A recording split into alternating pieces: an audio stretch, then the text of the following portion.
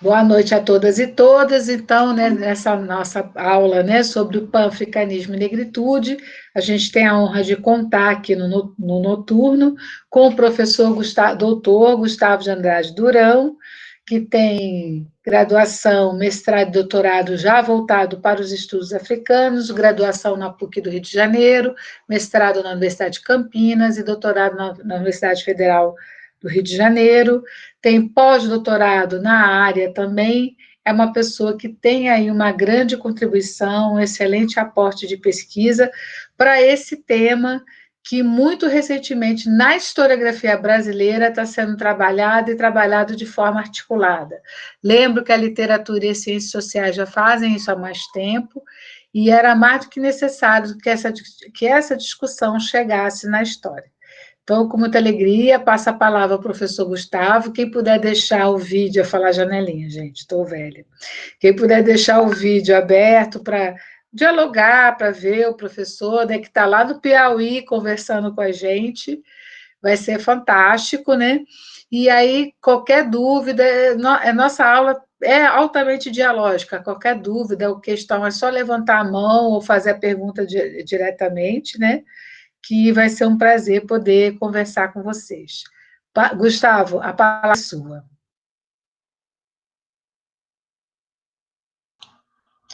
Boa noite a todos, todas, todes. Muito obrigado, professora Patrícia, pelo convite, pela oportunidade, por fazer esse diálogo aqui, né, com essa turma. Já não é a minha primeira vez, já tenho algumas experiências aí bem bacanas de falar, né? A gente, no ano passado, fez o trabalho do projeto Diálogos, que foi muito interessante, com dois cursos, né? Um do panafricanismo e outro sobre trajetórias africanas e brasileiras. Então, eu agradeço aí a presença de vocês e quero dizer que eu vou falar, mas eu queria também ouvir vocês, as perguntas, as questões, né, que a gente possa fazer um debate bem bacana nesse sentido, né? Agradeço demais a Patrícia, que não é só uma professora, né, que foi tão importante na minha trajetória e aprendi muito com ela, mas agradeço também a essa oportunidade de hoje poder trocar com ela, continuar aprendendo com ela e, né, sintam-se privilegiados porque a professora Patrícia, ela não forma professores só, ela forma pessoas, cabeças pensantes, né, pensadores, críticos, né. Todo mundo aqui da história, só para eu... Todo mundo... Eu acho que tem também das ciências sociais, né? Quem é das ciências sociais pode levantar a mão, não levanta a mão aqui para a gente ver. Eu acho que não, essa turma eu acho que todo mundo é de história. À tarde é que a turma tem mais colegas de outros cursos. Oi, Vitória, boa noite. Certo, é. O Fábio Pereira O levantou a mão. Fábio, Fábio, você é pronto. de que curso? Das ciências sociais. Muito bem-vindo, querido. Pronto. Muitíssimo bem-vindo. Então, assim, é uma alegria estar aqui falando com vocês e eu vou apresentar algumas perspectivas aqui do movimento da negritude, mas também tentando elucidar, tentando falar um pouquinho do, do panafricanismo enquanto conceito, né? Então, deixa eu ver se eu consigo botar aqui para apresentar. O Matheus vai apresentar para você, o Matheus Ah, Cardoso. Matheus Agora pode à noite é o apresentar? Matheus. Matheus, pode Ah, Boa tá começar. noite. bom, Matheus. Já vou Sobe Obrigado. a começar Boa tela a aí para a noite. gente apresentação. ver você, Matheus, o vídeo, rapidinho. Só para a gente ver você. Aê, boa noite, querido Matheus. Então, é ele que vai te ajudar Boa agora. noite. Tá Vou certo. colocar aqui então, gente. Tá certo. Obrigado, Matheus. É isso.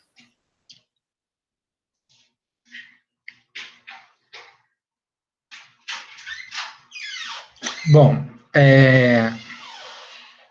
Então, quero dizer, né, como a Patrícia já pontuou, é um campo relativamente novo, é um momento é, de muitos debates, né? Esse artigo foi um artigo que eu fiz para conclusão de um projeto do pós-doutorado pela PUC do Rio, quando eu estava fazendo em 2016, encerrando em 2017, é, que eu comecei um outro pós-doutorado na Universidade Rural, e eu queria fazer essa perspectiva de pensar esse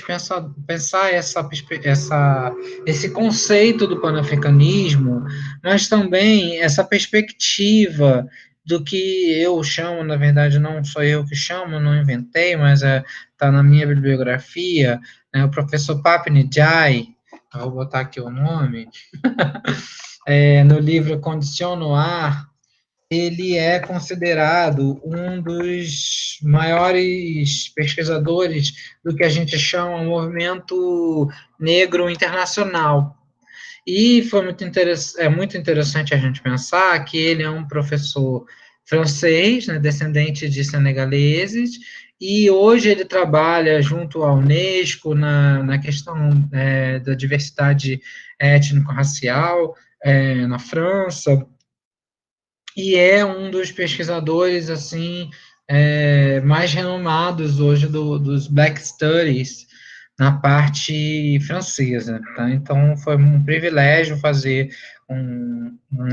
ele me acompanhar, né, durante o meu doutorado na Sciences Po, e foi com ele que a gente começou a debater essa perspectiva que para nós no Brasil é um pouco nova, mas que para um movimento negro internacional, né, para o movimento negro na França, nos Estados Unidos, na Inglaterra, isso já é algo mais forte, né? E por que não dizer isso é hoje o que sustenta as narrativas ligadas aos pensadores, aos historiadores africanos em si, ou cientistas sociais africanos, ou filósofos, né? Porque a gente vê aí hoje um pensamento, como a gente pode imaginar, de que não existe essencialmente uma história da África, uma história da África feita pelos africanos.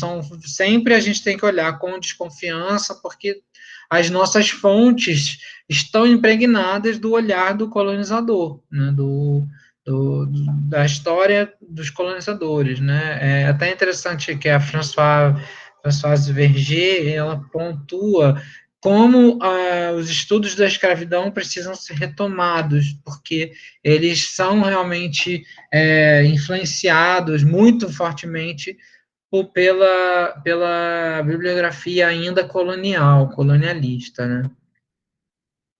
E vocês devem ver que às vezes a gente está vendo documentários, está vendo algumas coisas que a gente fica, nossa, como é que isso era possível? Esse tipo de representação, né, choca a gente, faz mal muitas vezes, né?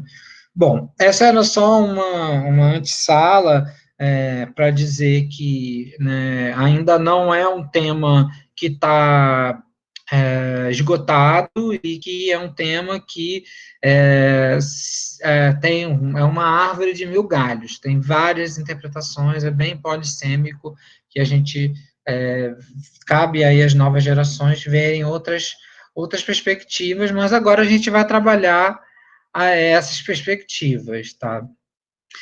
Passa para mim, por favor, Matheus. Né, então, qual é o nosso grande desafio aqui? É atrelar essa condição de panafricanismo com, com o pós-colonial. Por quê? O que é o pós-colonial? Né? A gente não vai entrar aqui nos meandros da questão do que seria o pós-colonial, mas nesse período que é meados aí do século XX, um grupo de intelectuais negros, muitos deles oriundos da África, mas também, né, outros das Antilhas, se reúne eles vivem experiências com a língua do colonizador, eles expressam parte dos seus anseios, das suas inquietudes, tá? Então, quando a gente fala que o pós-colonial não é o período... Eu só queria lembrar, assim, num movimento parecido que a gente viu na aula passada com o Chinua Achebe, né, em que ele transforma a língua colonial em inglês numa língua, além das línguas que já se falavam e se escreviam na Nigéria, ele se transforma numa língua importante de expressão dessa intelectualidade nigeriana. Então, o que o Gustavo está falando para a gente e por que ele traz muitas referências em francês? Porque o Gustavo ele vai fazer uma apropriação da língua francesa muito especial. O Gustavo é um profundo conhecedor da língua francesa, na seguinte perspectiva: o francês, né, a língua falada na França, a língua acadêmica francesa, mas o francês como uma língua construída, apropriada das Antilhas e nessa chamada antiga África Ocidental Francesa, que se torna um veículo de produção, de expressão, de construção também do pan-africanismo em língua francesa. A gente conhece muito a história do pan-africanismo em língua inglesa, né? A gente fala dos pastores, né? Do Edward Blythe, do Alexander Crummell, mas a gente pouco fala também desse pan-africanismo francês e do negritude, né? Desse movimento literário, intelectual, artístico, extremamente importante, que coloca a experiência de ser negro como uma experiência universal, como uma possibilidade de acessar a universalidade da experiência humana. Daí ser extremamente mobilizadora e ser um dos primeiros temas que a gente está abordando aqui no curso. Então, eu só estou esclarecendo, Gustavo, que entraram várias pessoas agora, você está começando a falar, e você cita, e tem que citar, viu, as obras em francês, os nomes, referências de autores que nós não conhecemos, eu conheço alguns, mas não conheço todos, vocês podem também não conhecer nenhum, mas é importante, né, que a gente comece a se familiarizar com esses autores, com essas autoras, porque a gente precisa abrir os nossos horizontes nos estudos africanos. E como eu coloquei no chat, qualquer dúvida, por favor, levantem a mão, eu vou estar ajudando o Gustavo aqui, para vocês fazerem perguntas. E o Antônio Guilherme está com o mais novo aluno, sentadinho no colo dele aqui, assistindo às nossas aulas. Seja extremamente bem-vindo, viu? Um beijo para você. Gustavo, a palavra é sua.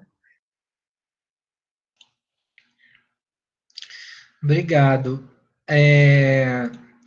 Então, eu queria contar uma experiência pessoal, mas eu não vou entrar nos detalhes, né, que é exatamente sobre isso que a Patrícia estava pontuando, né? Antigamente, a gente tinha ideia do pan-africanismo, essencialmente, do Chinua Achebe, Rolson Inca, né? Ou seja, ligado à língua inglesa. E agora a gente não tem mais essa percepção. E eu passei por uma experiência, né, não vou citar nomes aqui, muito desagradável, que eu levantei a mão em um colóquio para falar que desse panafricanismo de expressão francesa, e um professor falou, não, isso não existe. Isso não existe. Então, né, depois, tudo bem, passou o tempo, né, e ele se refez e, enfim, me chamou, inclusive, para algumas conversas, enfim. Mas só para dizer que é uma área que, né, eu tinha posto aqui, mas daqui a pouco, quando eu tiver a parada, eu vou botar aqui. Quero que vocês vejam depois um filme. Eu não vou comentar, né, porque está todo em francês, mas quem quiser ver e tirar aí a ideia, é bem interessante, um textinho sobre o movimento da negritude, tá? Eu vou botar depois aqui para vocês assistirem o linkzinho. Bom, então, só para explicar, né, que esse pensamento pós-colonial aqui é justamente ligado à teoria pós-colonial e é ligado a uma perspectiva de novas epistemologias, né? Pensarmos novas epistemologias, novas maneiras de narrar, diferente das narrativas históricas que o branco, o europeu, o ocidental fez, né? Claro que a gente não vai conseguir fazer esse rompimento abrupto dessas narrativas, mas a gente está vendo hoje outras narrativas, e aí por isso que o pós-colonial, a teoria pós-colonial, para ser mais preciso, se apropria dessa análise, dessas falas dos pensadores negros de expressão francesa, inglesa, né, e até espanhola, eu poderia dizer, para explicar um pouco como eles atuaram dentro dessa perspectiva intelectual, de uma história intelectual, apesar de toda a dominação colonial, apesar de toda a violência, apesar de todos os processos de invisibilização do sujeito ocorridos durante o período colonial. Então, e também, por que não dizer, da segregação nos Estados Unidos, né? Então, só para a gente pensar uma nova narrativa, uma nova maneira de pensar como a gente vai contar essas histórias, né? E aí, vocês eles já viram os perigos de uma história única da Chimamanda Adichie? Já viram, já viram. Pronto. E aí eu estou fazendo uma referência bem clara, né, aos perigos de uma história única, ou seja, uma nova abordagem, né? E aqui a abordagem ela está fundamentalmente ligada a uma cronologia, mas a gente, para tentar entender o conceito de panafricanismo e também um pouco da negritude, a gente vai precisar falar dessas movimentações desses intelectuais, desses personagens que estiveram aí por detrás. Esse foi um caminho escolhido por mim, mas eu volto a dizer, não é o único caminho, tem outros, podem haver outros, né? E isso aconteceu porque parece que nas minhas pesquisas iniciais do movimento do que seria o panafricanismo, a gente vê que cada hora ele tenta atender uma questão diferente, atender um grupo específico,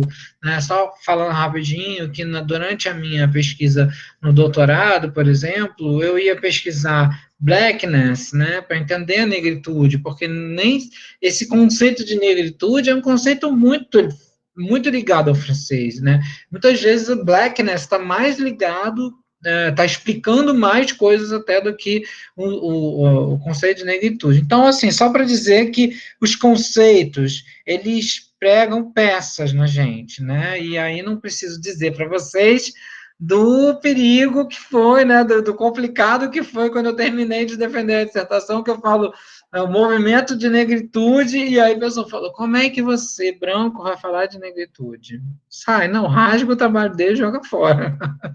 Então, né, é a história dos conceitos, e dessa mesma maneira, o conceito de pós-colonial vai passar por algumas modificações, que é sobre essas modificações, sobre esse processo que o conceito atravessa, que eu queria que a gente dialogasse aqui.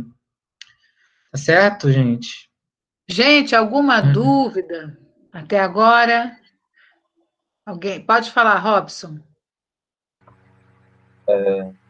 Dá licença aí, pessoal. Boa noite. Boa noite. Gostei bastante do seu texto, Gustavo. Traz elementos aí bem bacanas para pensar aí nessa questão do panafricanismo da negritude, principalmente pela quantidade de teóricos, né, que você levanta para fazer a discussão, enfim. Mas é isso, não sei nem se essa pergunta é pertinente aí, né, justamente porque você acabou de falar que não queria se aprofundar, mas eu ainda estou um pouco, enfim, tentando estudar essas questões, né, pós-colonial, decolonial e anticolonial, né? Enfim, questões que o Davidson traz bastante, né, quando ele vai analisar o Fanon, e o Fanon é um dos autores que você cita aí, né, no texto, e o Davidson, justamente, ele coloca o Fanon como, não só o Fanon, né, o próprio CLR, eu acredito que também esteja nessa linhagem, de uma perspectiva anticolonial, né, Aí eu, enfim, fiquei um pouco perdido nessa relação.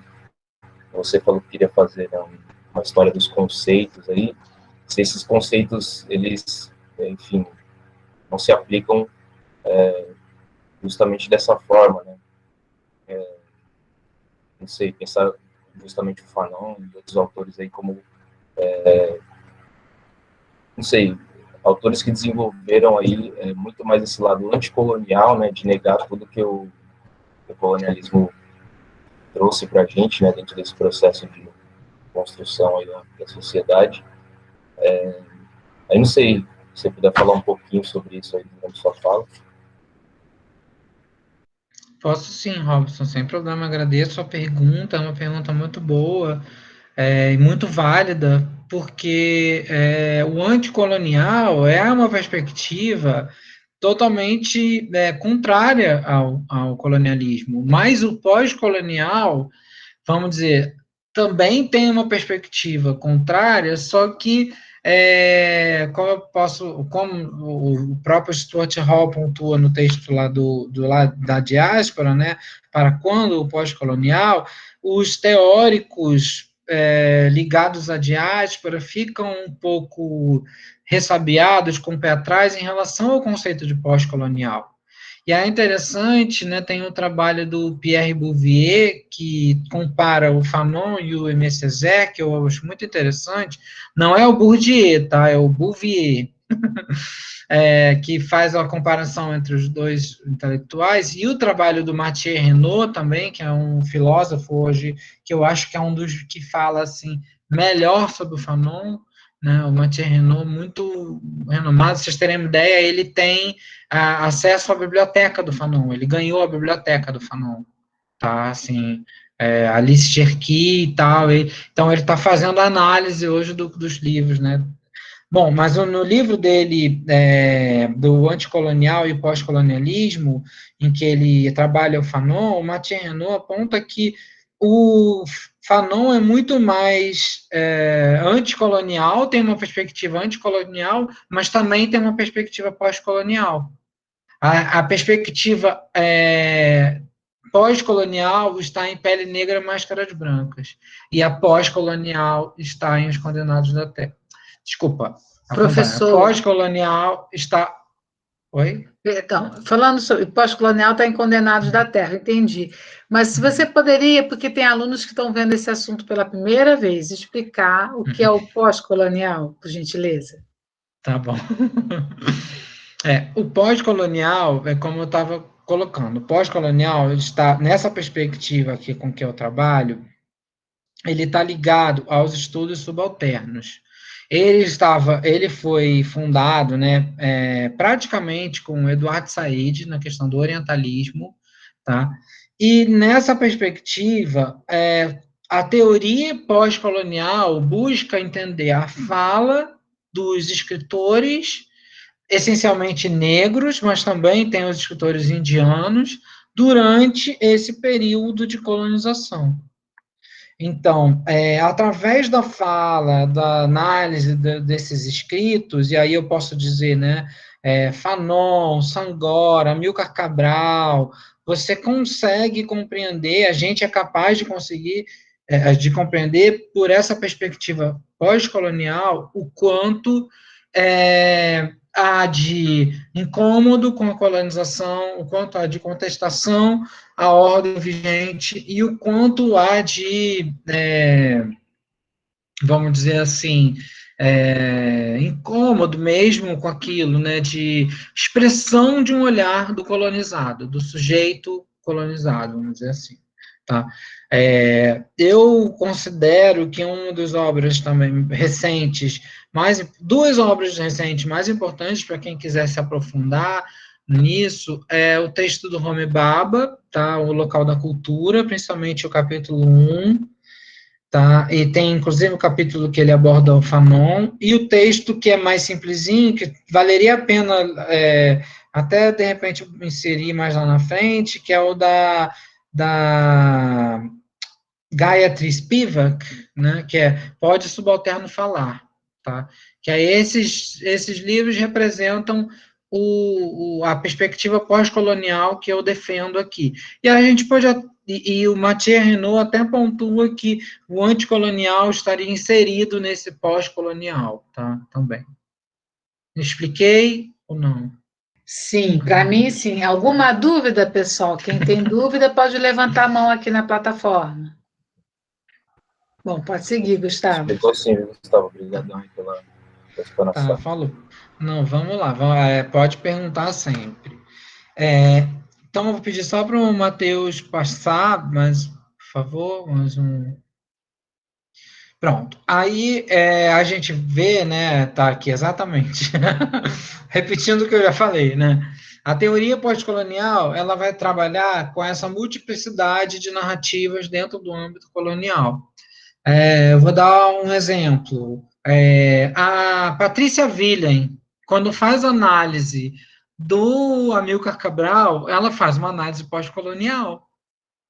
Ela está ligada né, a uma perspectiva do racismo, uma perspectiva, né, da educação antirracista, uma perspectiva culturalista, mas ela está fazendo uma análise pós-colonial, porque ela está trabalhando não a trajetória total e completa, não é uma biografia do Amílcar Cabral ali naquele livro da Patrícia William, não sei se vocês já viram, né? Ainda não. O livro que. Pois é. Olha, a gente tem que fazer deve chamar o professor da UFABC para falar do Amílcar Cabral. Bom, eu não vou entrar então aqui não dar spoiler, mas assim, a fazer uma análise desses pensadores negro-africanos agora na sua letra, e por isso que a gente chamou a atenção no começo, né, das traduções, da importância de ir na fonte, né, por exemplo, eu, quando comecei a ler os textos do Senghor, eu lia os originais em francês, e dava um trabalho danado, ler tudo, e traduzir, colocar e tal, mas tem muitas pessoas que vão lá no livro da Manuela Sanches, que inclusive eu recomendo que tenham, quem quiser se aprofundar, que é as malhas que os impérios tecem, estão lá traduzidos os textos do Senghor, do César, do Fanon, do Amílcar Cabral, tá? Então, assim, mas aí a gente tem que acreditar na tradução em português de Portugal. Então, eu só estou querendo dizer isso para falar que a perspectiva pós-colonial, ela busca romper essa métrica, tá?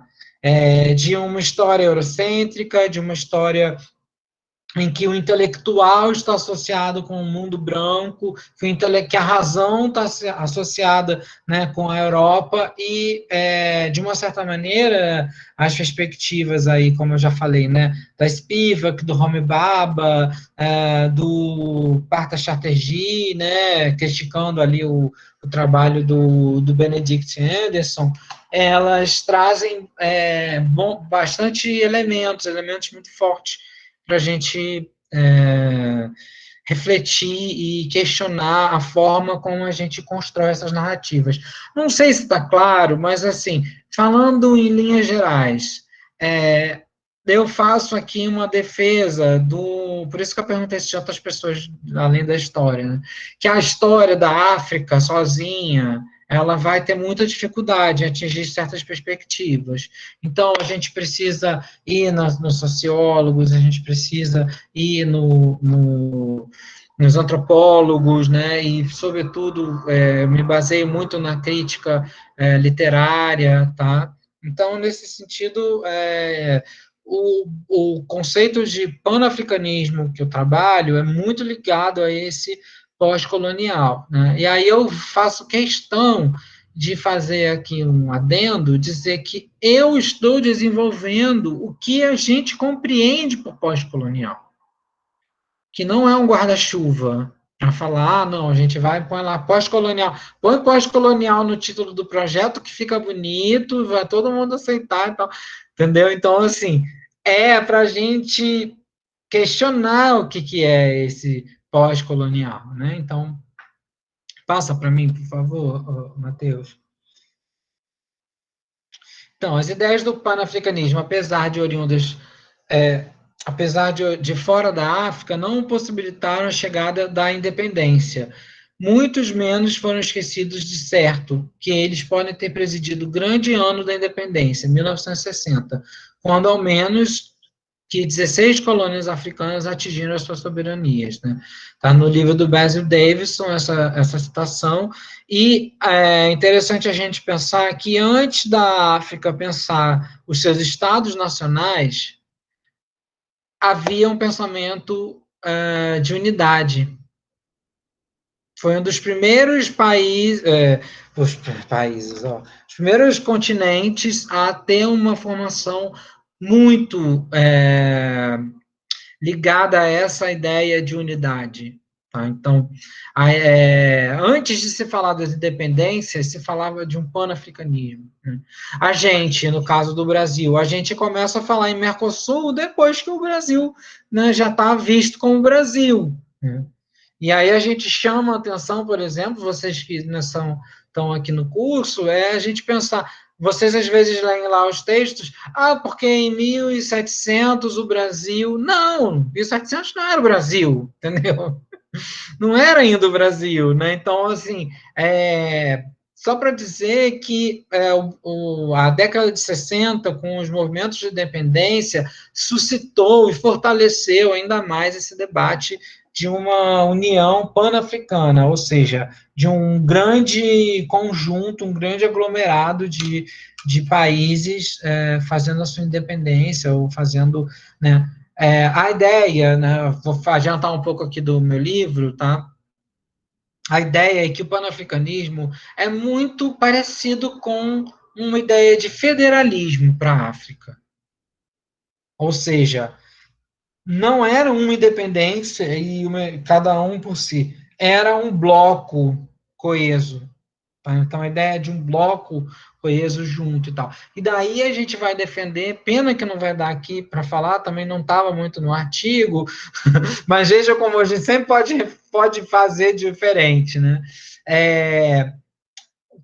Qual é a importância de Senegal, Costa do Marfim, Mali, Sudão? Eles fazem uma espécie de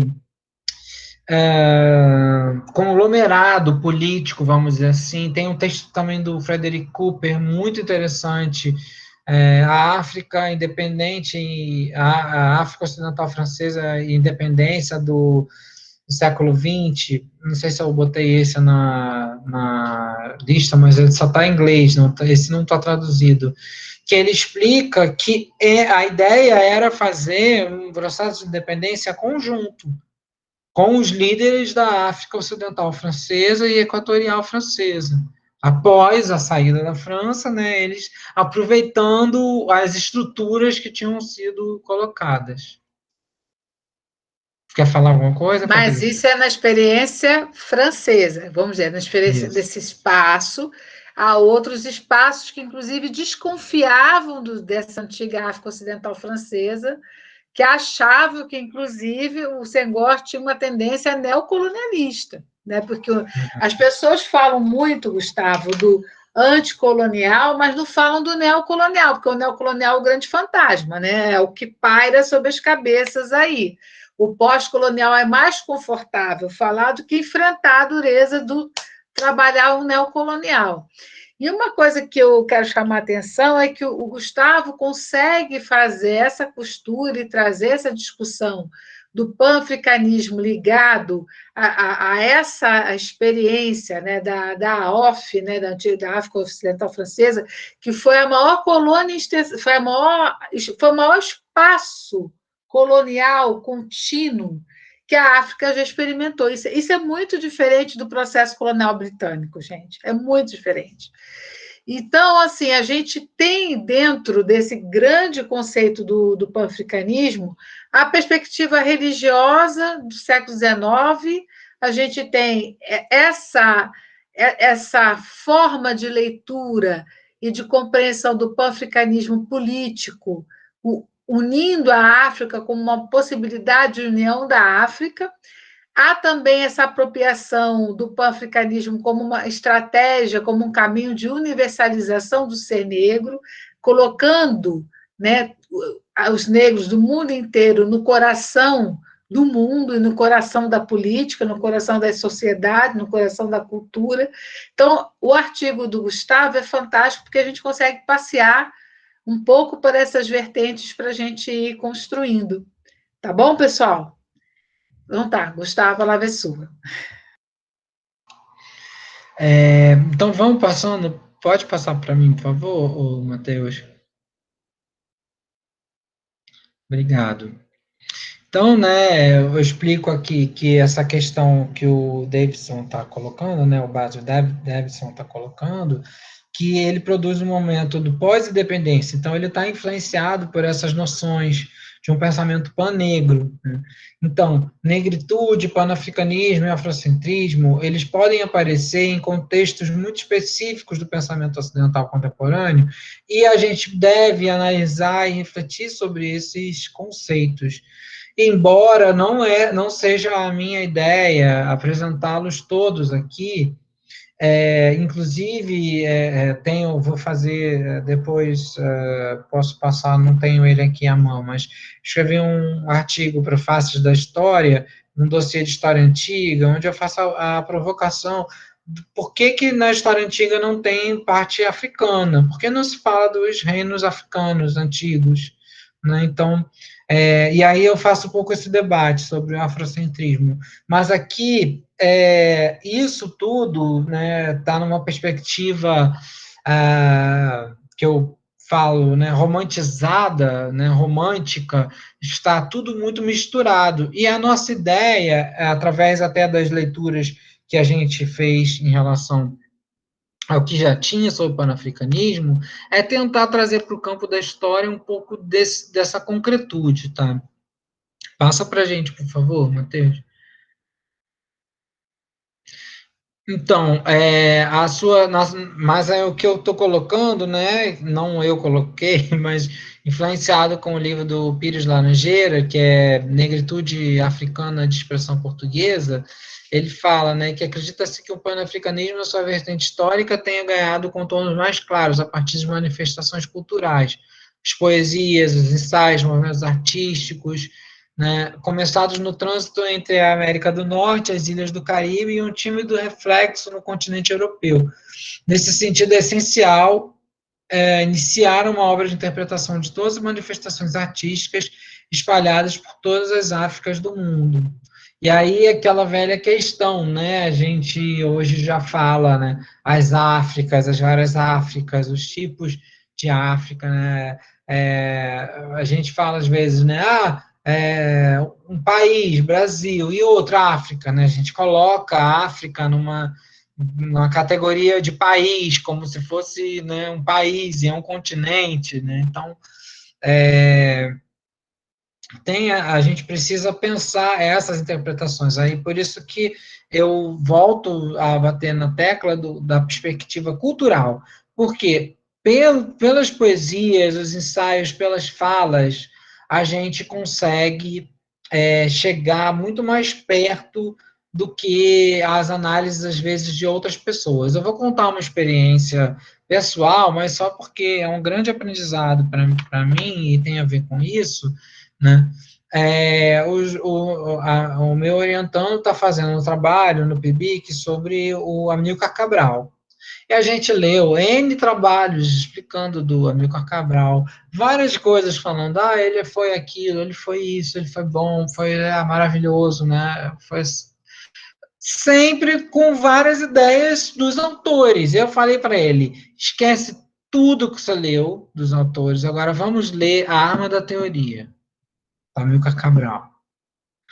É completamente diferente. Você lê o escrito, a obra ali da pessoa, é completamente diferente do que a gente lê uma obra de alguém comentando, alguém falando, né? Então, daí a importância de uma coisa que está muito ameaçada hoje em dia, que são as normas da ABNT, né? A gente não faz as citações, a gente não coloca a página, não faz, né? eu mesmo, muitas vezes, acabo, né, dando bobeira, mas a gente precisa fazer isso para justamente deixar bem claro quais são as nossas referências, quais são as nossas fontes, de onde a gente tirou, de onde a gente se inspira, quais são os nossos teóricos, né? Passa, por favor, Matheus. Então, outras reflexões buscam compreender essa parte da diáspora, né, em um processo histórico, o panafricanismo como um processo histórico, às vezes de reparação, outras vezes resgatando as narrativas que ilustram os processos de libertação dos antigos escravizados. Aí, o que eu quero pontuar com isso? Que uma ideia de panafricanismo, se a gente quiser pensar numa longa duração ou numa interpretação dessa reparação, desse processo de reparação mesmo, ou mesmo de representação do africano, né, do negro africano, é a gente ir lá atrás nas trocas comerciais do Atlântico. Então, dali a gente poderia pegar e falar, ali eles se unem, os movimentos, né, para recusa, aquilo, tal. Como a gente também pode avançar absurdamente e falar que o panafricanismo é a organização da União Africana, que é a célula política hoje ligada. Pode falar, Patrícia. Pensei que você fosse falar alguma coisa. Foi. Na verdade, é isso que eu quero chamar a atenção no curso. Há vários momentos, né? Há uma confluência de projetos, de ideias e de interpretações em torno do pan-africanismo. E todas essas confluências e interpretações são válidas. E há uma atualidade ainda do uso, e acho que até uma coisa que eu não consegui falar à tarde, Gustavo, mas eu acho que pós o assassinato do George Floyd em cadeia mundial, de todo um questionamento do racismo estrutural que a gente está vivendo neste momento, nós também, em 2021, é a pergunta que eu queria fazer a você que não deu tempo lá. Você não acha que em 2021, agora, após o assassinato do George Floyd e todo o movimento que houve, não estamos também construindo um outro significado desse pan-africanismo? Isso é uma coisa que eu queria te perguntar, mas você não precisa responder agora, não. Pode deixar mais para o final, mas queria que você me ajudasse a pensar sobre isso.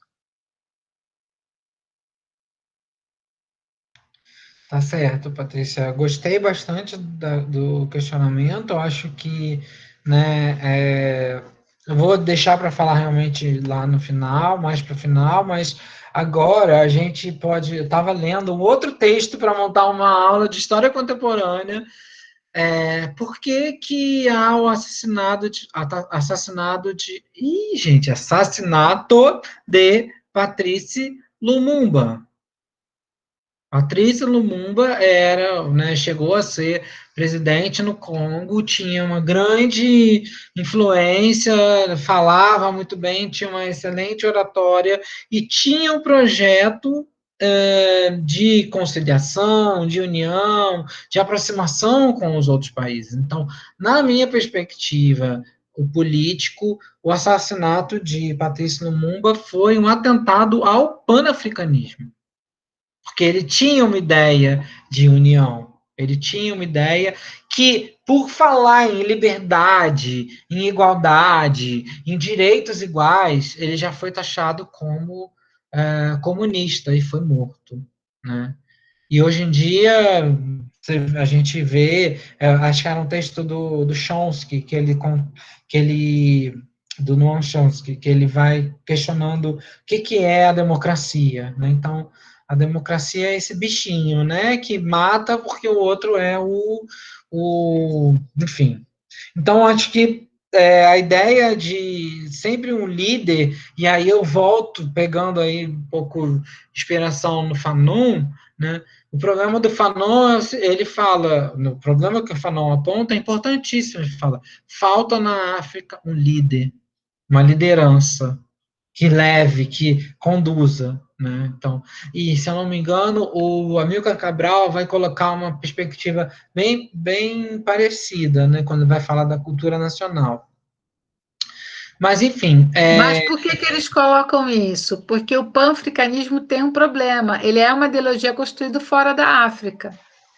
E na medida que ele é construído fora da África, quando se torna experiência nacional, necessariamente ele passa por um processo de imposição. E na medida que ele é imposto, ele gera resistência. Né? Então, por isso que esse é o tema do nosso curso: panafricanismo, negritude e panarabismo, a dimensão local. Se ainda hoje, enquanto mobilizadores, né, eu dei até exemplo à tarde, né? Vamos, todas as mulheres do mundo, vamos nos unir. Tá. Então, o feminismo, a fala feminista é uma fala mobilizadora, agregadora, congregadora. Agora, como eu vou gestar a política pelas mulheres, eu não posso ficar mais na fala mobilizadora e agregadora. Eu tenho que observar e trazer equanimidade para a diversidade de experiências de mulheres.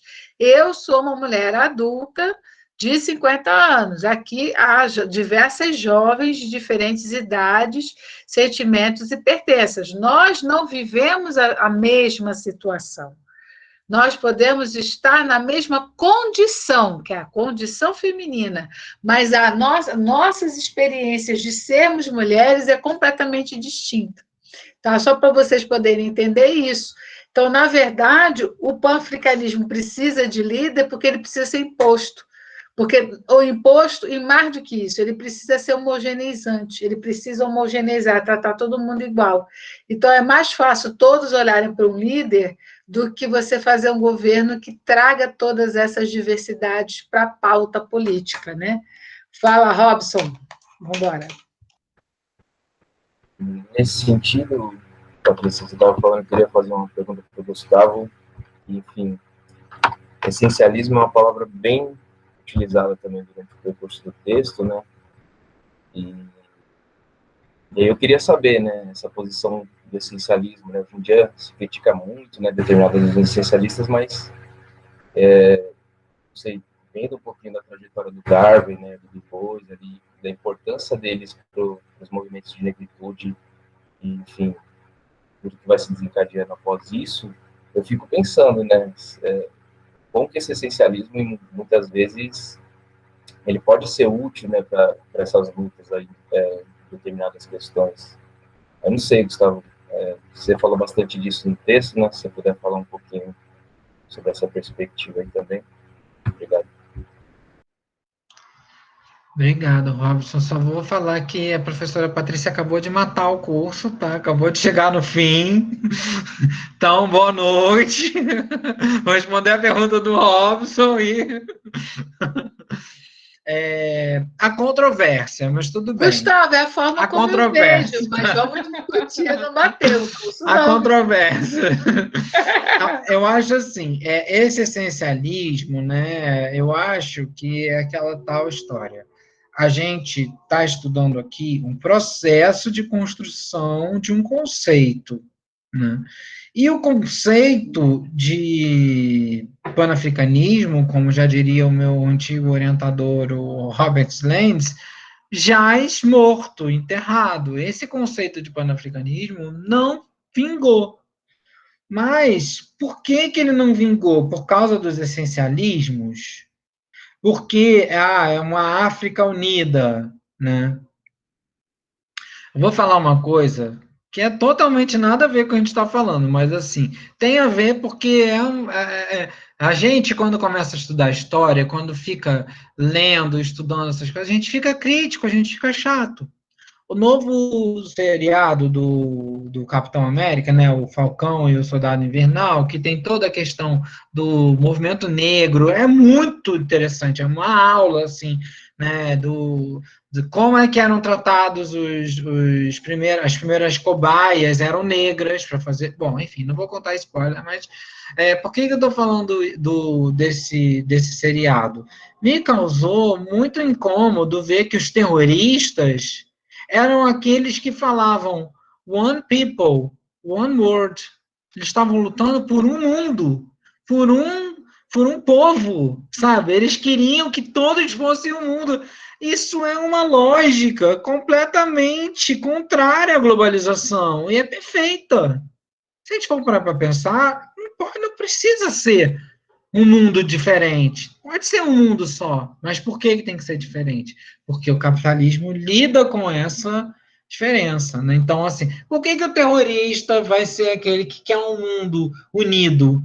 Entendeu? Então, isso me causou extremo incômodo. Então, assim, por que eu estou falando isso? Porque, da mesma maneira que a mídia, né, ou o Ocidente constrói uma perspectiva de que islamismo é igual a terrorismo, a gente tem que tomar cuidado para a gente não colocar que panafricanismo é igual a essencialização. E se eu fiz isso durante o artigo, eu vou ter que reescrever. Fui reprovado na disciplina. A essencialização, ela segue um fluxo importante de um tempo e no espaço, né? Então, o movimento da Tem uma negritude... capacidade mobilizadora, isso é muito importante para século XX, Exatamente, exatamente, exatamente. Né? Eu estava lendo um artigo depois, eu até queria passar a referência depois para a Patrícia, para a gente dialogar, que é um pesquisador português criticando, falando que o Amílcar Cabral foi morto por não compreender esses essencialismos. É um chute no estômago, entendeu? Gente, que isso, que absurdo. É um Sério chute mesmo, no... Gustavo? Sério, sério, sério. É Que um chute feio, no também acho, estômago. Que sabia? feio. Que Entendeu? Então, feio isso. assim... Mas, por exemplo, o Sangor, ele tenta refazer conceitos de negritude. Porque ele sabe que aquilo ali é essencialismo. Eu estou vendo com a bolsista sobre o Gilberto Freire. O Gilberto Freire é incapaz de mudar uma vírgula do que ele escreve. Ele aponta aquilo ali e ele vai até o fim. Então, assim, o conceito de panafricanismo, bem como o conceito de negritude, aqui eu vou já aproveitar os dois conceitos, eles trabalham com uma essencialização, mas eles foram levados por uma elite intelectual. Eles foram conduzidos por uma elite intelectual. Nunca vou me esquecer, a primeira aula que eu dei no curso da FRJ sobre o movimento da negritude, eu falei do papel de Leopoldo Senghor, de Aimé Césaire, Leon Damas, no Quartier Latin, se reunindo, fazer os seus artigos, fazer as suas críticas ao colonialismo, e vou aproveitar aqui, senão posso acabar me esquecendo, vou aproveitar para botar aqui o link de um videozinho muito interessante que eu achei agora à tarde, que tá, depois vocês assistam, que está em francês, mas é bem interessante, dá para pegar o espírito da coisa, que é o Aimé Césaire falando um pouco das críticas dele, perceber que foi feito por uma elite, que essencializou. O que era o negro? Era aquilo ali, era arte, era música, era emoção, era razão, era o oposto à razão, né? Então, isso foi, para a época, muito importante. Mas isso não foi um movimento popular, não foi um movimento social, não foi um movimento das massas, foi um movimento de uma elite negra, de alguma maneira, né? E o panafricanismo não deixa de ser diferente em relação a isso. Então, eu acho que o essencialismo é só para a gente compreender que foi preciso essa essencialização durante um tempo e que ela funda uma ideia de um debate contra uma ordem imposta. Não quero entrar nessa seara, porque é um ninho, é um vespeiro, mas o Peter Burke, aí eu volto à questão do pós-colonial. Peter Burke tem um texto, um capítulo bem curtinho, que ele fala, né? Gilberto Freire pós-colonial. Ele explica por que o Gilberto Freire é pós-colonial, porque, no fundo, resumindo em linhas gerais, né, quando o mundo estava todo no essencialismo, né, da questão do darwinismo social, da exclusão e tal, ele estava falando da miscigenação. Eu acho que é super complicado. Eu acho que não é simples a gente pensar o Gilberto Freire como, né, alguém que esteja contra essa ordem imposta, mas eu estou usando esse exemplo aqui para dizer que o recorte do essencialismo precisa ser feito, e a gente precisa ter essa concepção de que isso, para aquele tempo e espaço, e para o século XX, foi importante, né? Hoje a gente vê tudo essencializado, né? Tudo essencializado, e não é bom. A gente tem que pensar nas diferenças, a gente tem que pensar, volto à questão, um povo, né, um povo, um mundo, né, seria o ideal se tudo fosse organizado, bonitinho e tal, mas não é. Então, o conflito, a crise, a discussão, os embates precisam acontecer, né? Então, só para eu fechar esse parêntese enorme que eu abri, o panafricanismo que a gente está trabalhando aqui é sim um movimento feito por uma elite intelectual, né? E eu confesso a vocês que antes do governo atual eu achava que era um assunto batido, né? Mas vocês são alunos da Patrícia, sabem melhor do que eu que a gente vai continuar falando de raça, a gente vai continuar falando de diversidade, a gente vai continuar desenhando, se for preciso, para explicar, né, que a diversidade precisa entrar nos nossos debates. Então, eu acho que é nesse sentido que o conceito de panafricanismo surge, e ele faz e ele ecoa bastante na história, na crítica literária, né, na história mais para o lado internacional, né? Uma perspectiva mais internacionalista. Passa para mim, por favor, Matheus. Alguém quer falar alguma coisa? Não? Então, é que eu coloquei aqui, ó, pegando um pouco da análise de Alan Kali, né, professor lá no FRJ, professor Alan Kali fala que o uso político do panafricanismo vai remontar aos debates da escravidão, da diáspora e a participação dos negros na sociedade contemporânea. Considera-se que os primeiros pensadores do panafricanismo estavam realmente engajados na luta para provar essa condição de humanidade e de igualdade intelectual, principalmente diante de produções do racismo científico, a exemplo da obra de Arthur Gobineau. Vocês já falaram alguma coisa, Patrícia? Já comentaram alguma coisa do Gobineau? Não. Pronto. O Arthur Gobineau, falando aqui bem rapidamente, ele escreve um livro chamado As Desigualdades do Homem. E aí, ali nesse livro, ele vai colocando, né, muito influenciado pelo hegelianismo, vai colocando que o europeu é o mais avançado, né, que o ameríndio é muito atrasado, que o negro estaria no fim dessa evolução, vamos dizer assim, né? E as bases do racismo científico, né, surgem aí, né, racismo científico até entre aspas, porque, né, foi uma criação mesmo para legitimar, e o livro do Gobineau foi usado anos mais à frente para legitimar o extermínio dos judeus, enfim, né, a criação toda do racismo científico.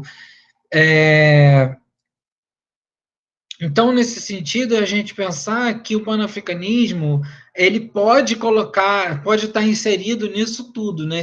Esse panafricanismo no sentido cultural, mas ele vem aí para trazer para fazer um embate com essas ideias de que não haveria civilização, razão e nem organização em relação ao continente africano, né? Passa para mim, por favor, Matheus. Pronto. Aí a gente vai falar um pouco, né, das movimentações que aconteciam, que eram organizadas pelo Du Bois. Eu vou falar um pouquinho dele daqui a pouco, né? E na sua própria constatação, ele entende que o negro estava à margem dos sistemas hegemônicos de construção do saber, já sabia algo extremamente revolucionário, Todas as interlocuções do momento eram válidas, pois não havia uma divisão tão acentuada dos fatores nacionais ou políticos. O elemento que unia os debates entre pensadores africanos e afro-americanos eram muitas vezes a exclusão e o preconceito, experiências comuns vividas por eles. Então, aqui a gente pode apontar dois aspectos. Primeiro, o Du Bois estava ligado a um pensamento afro-americano, então ele estava defendendo uma representação do negro nas universidades, o ensino universitário para os negros, né, um investimento maior nessas representações. E, por outro lado, e um outro fator também importante é a gente pensar que o panafricanismo, num plano mais ideológico, né, ele une os assuntos da segregação racial nos Estados Unidos, no começo do século XX, com as explorações das colônias e os castigos corporais e todos os abusos do poder que aconteciam nas colônias, né? E, paradoxalmente, eles viram uma festa, entre aspas, dentro desse ambiente intelectual dos africanos que vão estudar, né, são bolsistas que vão estudar na Europa e tal, como o Sangor e o Césaire. Não sei se vocês já viram o filme Meia-Noite em Paris, acho que vocês poderiam ver, do Woody Allen, que eu gosto muito, assim, desse filme, né, que ele vai lá e volta no tempo, aí tá lá entre os pensadores e tal. Procurem um pensador negro que tá lá. Então, assim, tinha que fazer também né, Meia-Noite em Paris, versão, né, Wakanda, colocar lá, né, não, Wakanda não, porque Wakanda não existe, né, Patrícia? A versão, né, afrocêntrica, colocar lá os pensadores que estavam, os pensadores negros que estavam lá, né, então, falar um pouco desse surgimento do movimento da negritude, né, então, eu acho que é um pouco essa relação do preconceito vivido entre esses dois lados. E aí a gente vê um pouco essa união da segregação racial nos Estados Unidos contra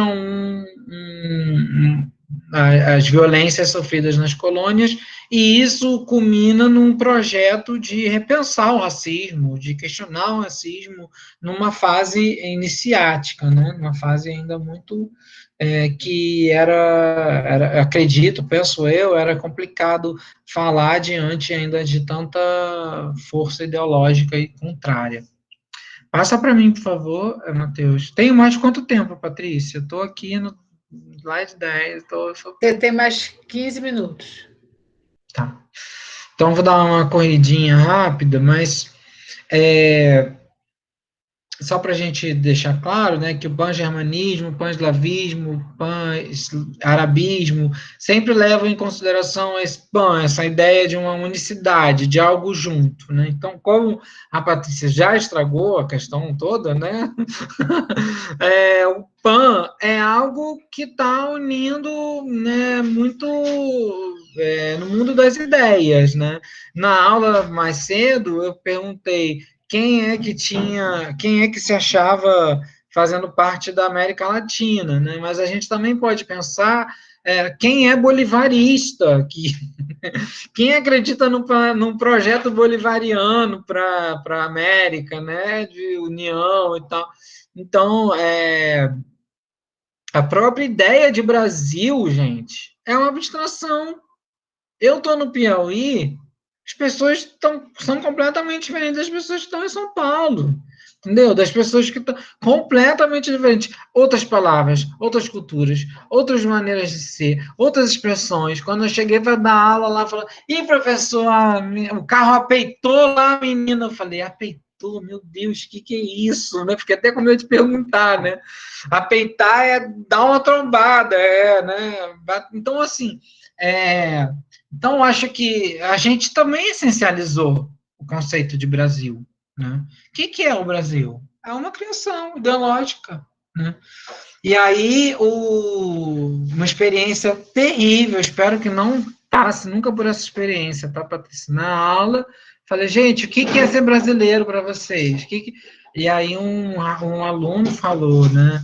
É ser branco, heterossexual, ter a minha família, cristão e portar a minha arma. Então, assim, essa ideia é uma abstração, entendeu?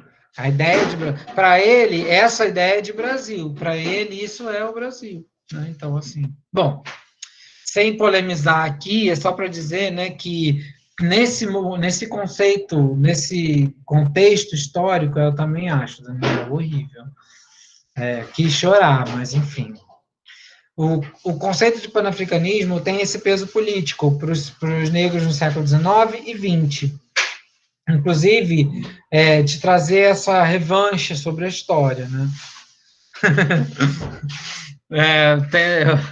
Pior é que a gente não pode reprovar. Mais engraçado, mais interessante é que acaba sendo, a gente acaba ficando sem saber o que fazer, porque, né, quando vai escrever, escreve bem, fala bem, mas, né? Pode passar para mim, por favor, Matheus, não sei se...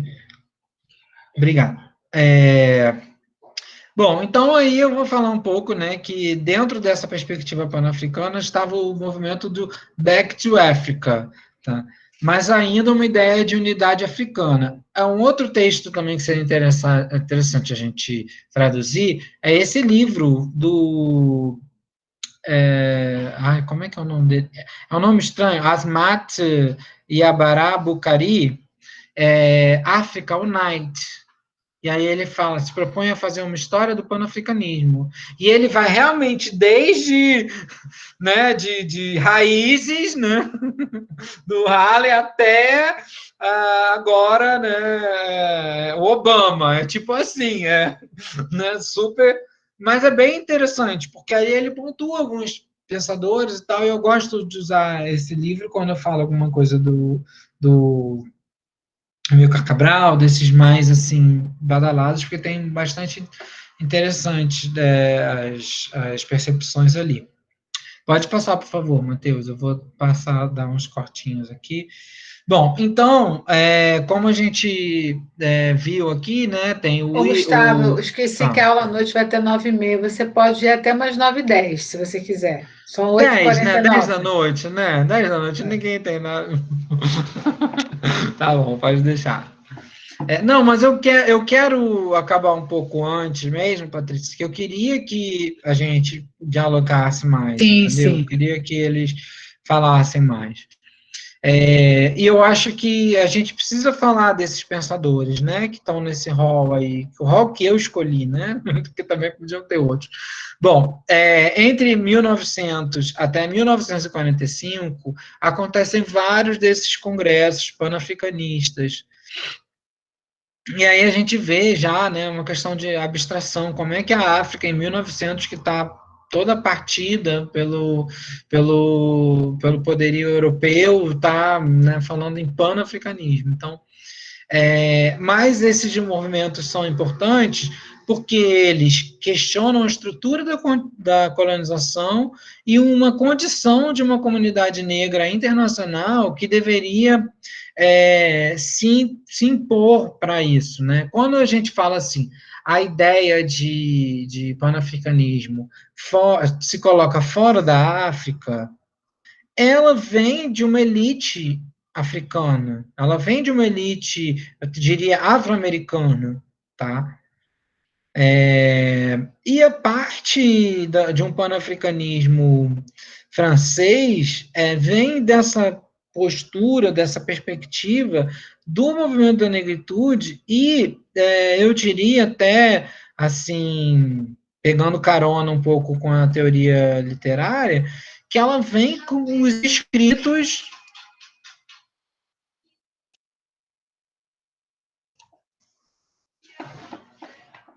Alô, oi, câmbio, estão ouvindo? Tá. Sim, sim. Tá. Ela vem aqui nesse sentido, essa escrita vem mostrando uma perspectiva de uma África que resiste, que resiste à colonização, que resiste aos males que aconteceram, né? Que resiste às separações étnicas e que se liga através desse binômio que é muito conhecido para a gente que estuda a África, né? Que é tradição e modernidade, né? Então, nesse sentido, eu chamo a atenção para que a gente ainda não conhece o panafricanismo francês, que perdura nos escritos de Marie Ndiaye, de Amadou Kourouma, de o próprio Mongobet, né, que escreve os livros. Ele tem um livro chamado Ville Cruelle, que é muito interessante, falando da estrutura da rua colonial, né, e todo esse legado do colonialismo. Pode passar para mim, por favor, Matheus, eu vou dar uma... Bom, aí eu trouxe aqui para a gente ver, obrigado, duas versões do livro do Boyce, tá? As Almas da Gente Negra. É interessante lembrar que nesse livro, todos os primeiros capítulos têm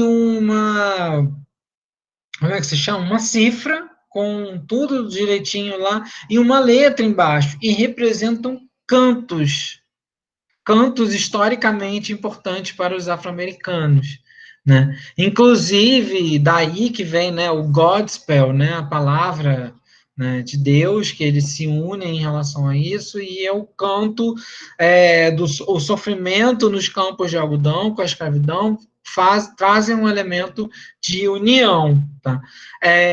Hoje em dia a gente falaria, né, romantização da pobreza, né, que tipo, mas o Du Bois pontua que era isso que fazia com que eles resistissem.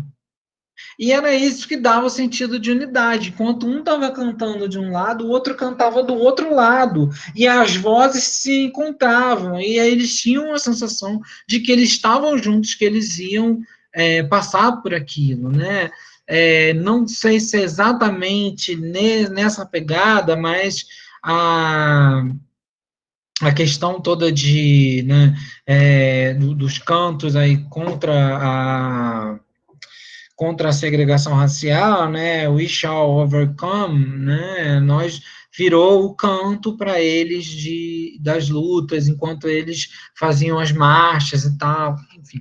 Há quem diga que foi muito inspirado nesses cantos, né, nos spirituals, né, então o Du Bois trabalha muito com isso no livro dele, é que eu peguei essas duas versões do livro, se vocês quiserem, tiverem curiosidade depois, eu acho que é um pensador também que merece mais estudos, não sei muito, não tenho visto muita coisa sobre ele, não, tá? Pode passar, por favor, Matheus. Então, a gente vai falar um pouco rapidinho do Sylvester Williams, tá? E do George Padmore. Na verdade, eu explico melhor no artigo, né? Eles fazem as alianças que uniram a África e grande parte da América, e, na verdade, essa é uma ideia de saída da América, uma ideia de construção de solidariedade, né, numa parte que a gente também não está muito enfocado, que é a parte das Antilhas, né, dessa resistência do pensamento antiliano. E no século XX, no começo do século XX, né, tem um papel preponderante aí também, o Marcus Garvey, o Blyden e o Alexander Crummell. Tá?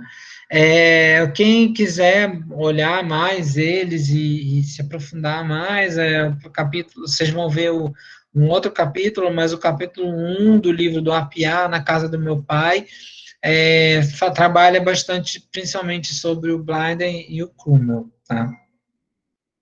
Pode passar, por favor, Matheus.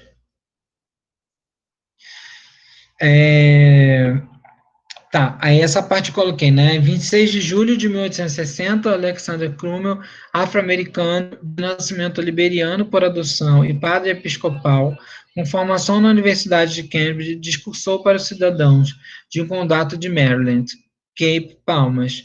Embora a Libéria só viesse a ser reconhecida pelos Estados Unidos 2 anos depois, a ocasião, segundo a estimativa de Crummell, foi o 13º aniversário de sua independência. Cromwell considerado por muitos como um dos pais do nacionalismo africano, não tinha a menor dúvida de que o inglês era uma língua superior às línguas e dialetos das populações nativas africanas, superior em sua euforia, seus recursos conceituais e sua capacidade de expressar as verdades mais elevadas do cristianismo. Por que eu peguei esse trecho? Só para mostrar que dessa virada do século XIX, isso é uma coisa que a gente tem que tomar muito cuidado, tá? A virada do século XIX, eles já queriam contra a colonização, já estava toda uma contra a colonização, a baixa colonização. Segundo o Papenejai, no livro dele A Condição Negra, só se teria essa visão mesmo de fim da colonização a partir da década de 40. Até então, se questionava a maneira que a colonização era feita. Eu volto a pegar o apoio aí na parte da literatura, né? O livro do René Maran, chamado Batualá, que eu não sei se vocês já ouviram falar, o René Maran foi um dos funcionários que trabalhou para a colonização francesa, e ele era negro, e ele escreve ali no romance uma espécie de dia a dia, de como acontecia nos campos lá de trabalho, né? Se eu não me engano, não era no Camarões, não, era na Costa do Marfim, se não me engano. Bom, o Batualá, eu vou escrever aqui o nome, porque talvez não... Também não foi traduzido.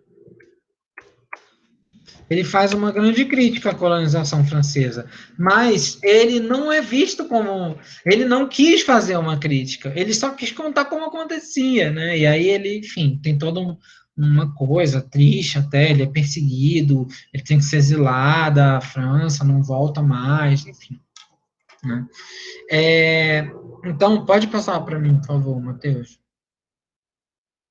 Eu trouxe aqui um pouco, né, uma figura aqui do Cromwell para vocês verem, né, e essa solidariedade racial imaginada, a gente pode dizer que ela começa com Cromwell, né, também foi envolvendo o pensamento dos afro-americanos, afro-caribenhos e africanos, tá?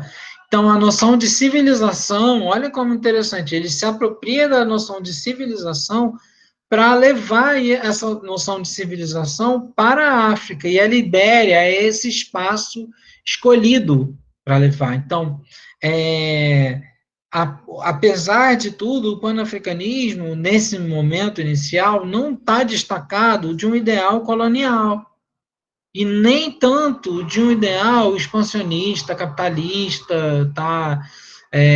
Claro, era uma colonização para exploração, não era para exploração, era para o povoamento, mas era um momento ali de investida, né? Pode passar para mim, por favor, Matheus. Quer falar alguma coisa, Patrícia? Não, eu estou falando o seguinte, esse sentido religioso, né, de um retorno à África, tem muito essa ideia também do século XIX, né, que a África é a terra dos negros, assim como a Ásia, a China e o Japão era a terra dos amarelos, mas essa ideia de uma África e de um retorno a essa África, né, no sentido de que esse aprendizado do conteúdo cristão ocidental voltaria para civilizar a África, e não para se integrar com o que se encontrava ali, entendeu? E aí foi o choque do Cromwell, porque ele vinha com a ideia de levar o cristianismo e a civilização como uma ideia de tornar os africanos... assim, existe a ideia de retorno à África, mas deles como aqueles que vão civilizar a África.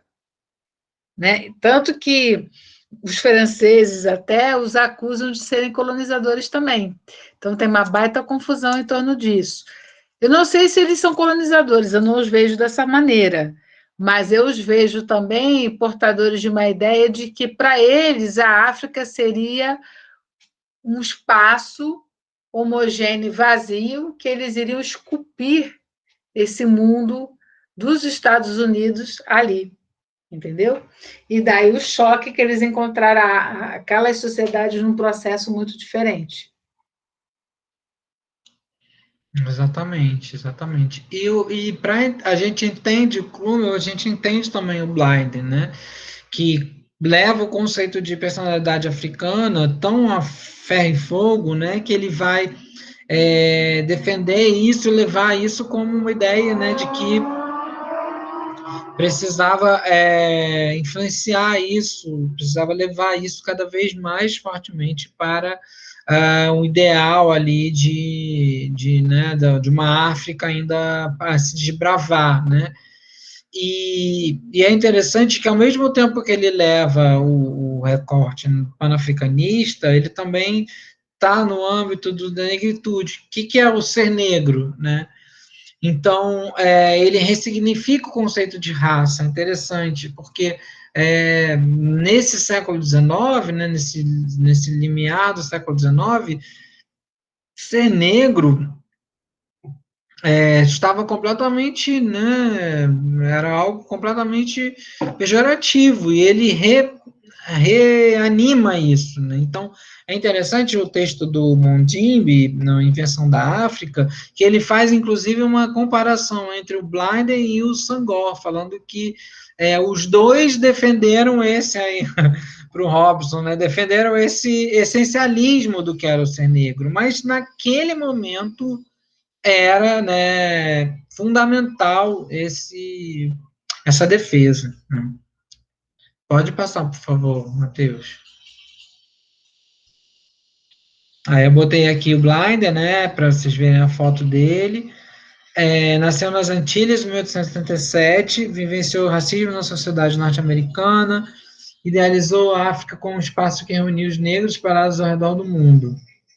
A Libéria era esse lugar idealizado por Blinder, e apesar da admiração pelo capitalismo, dos avanços tecnológicos da virada do século XIX, ele não incluiu os Estados Unidos no seu projeto pan-africano. Então, ele tinha o projeto de fazer da Libéria esse espaço, né, de divulgação do capitalismo, de crescimento do capitalismo, mas ele não tinha o ideal, segundo a Maria Carrilho, né, um outro livro muito importante que trabalha nessa narrativa, construção dessa narrativa, ele não pontua um colonialismo, mas ele pontua uma mudança de foco dos recursos, né?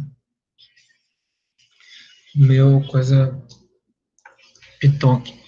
Passa para mim, por favor, Matheus.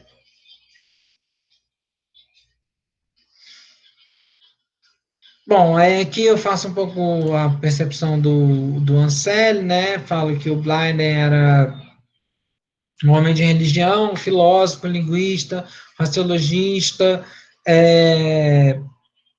Ele teve uma atitude mimética em relação às teorias raciais do século XIX, né? E aí leva isso em relação a regenerar a África, também eu acho que é uma ideia muito forte dentro da religião.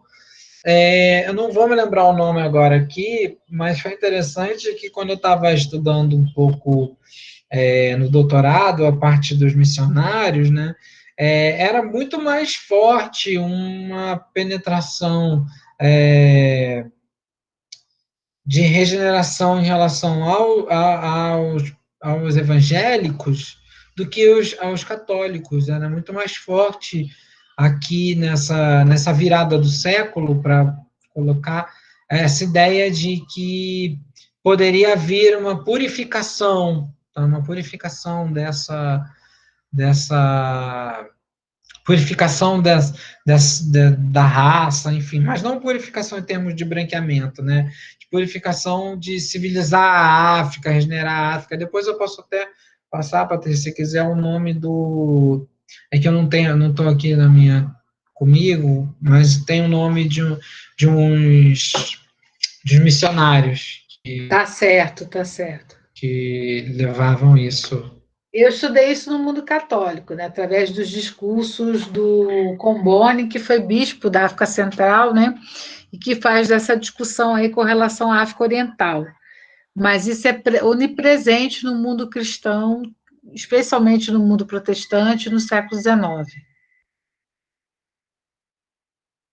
Exatamente. Pode passar para mim, por favor, Matheus? Então, agora é a parte que eu achei assim bem interessante da gente pontuar também, né? Já estamos mais da metade, né?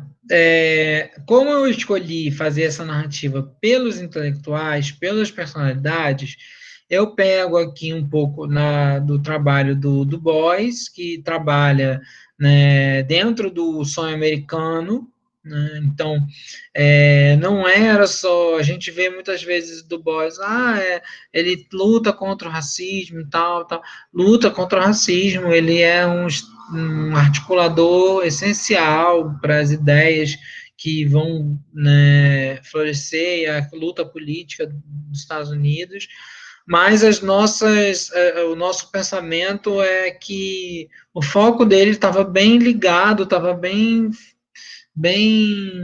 direcionado para a construção de um afro-americano, né? Então, por isso, ele é um pouco contrário a essas ideias mais evangelizadoras, e por isso ele tem ressalvas com a ideia da Libéria como um espaço comum que eles precisam povoar, tá?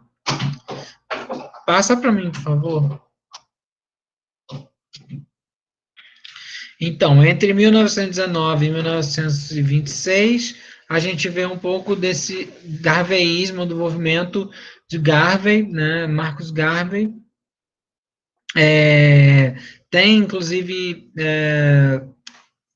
repercussões no Brasil, esse movimento, e o Marcus Garvey é uma personalidade extremamente importante, extremamente forte de se olhar, de se, né, estudar, e é interessante a gente tentar compreender bem esse pensamento do Marcus Garvey, e volto a dizer, tem pouca coisa aqui, até não sei se estão produzindo novas monografias, dissertações, mas eu achei no CLR James um pouco dessa referência da história do Marcus Garvey, porque ele faz uma das primeiras organizações mesmo do que seria o movimento negro norte-americano, né? E é um representante fiel dessa inteligência, né? Dessa intelectualidade aí, afro-americana. Pode passar para mim, por favor, Matheus. Como é que a gente vê a questão do panafricanismo, né? A gente vê que do Marcus Garvey, a gente vê como não essencialmente algo que vai unir a África, mas aí é o CLR James que está pontuando, a gente vai vê-lo como alguém que constrói um ideal de retorno ao continente africano, tá? Então, a famosa movimentação do Back to Africa, tá? Então, entre 1914 e 18, vários afro-americanos migram para o sul dos Estados Unidos em busca de melhores empregos, mas com maior aceitação sociocultural, né? Porque, com o fim da Primeira Guerra, os soldados negros que retornam, eles compreendem mais fortemente o nível do preconceito que eles passavam quando eles retornam, porque eles lutaram como trompetistas, como pessoas importantes, né, personalidades importantes, né, na Primeira Guerra Mundial, e ao retornar eles não têm nenhum benefício em relação a isso, eles continuam sendo cidadão de segunda classe, né? Então isso é muito forte.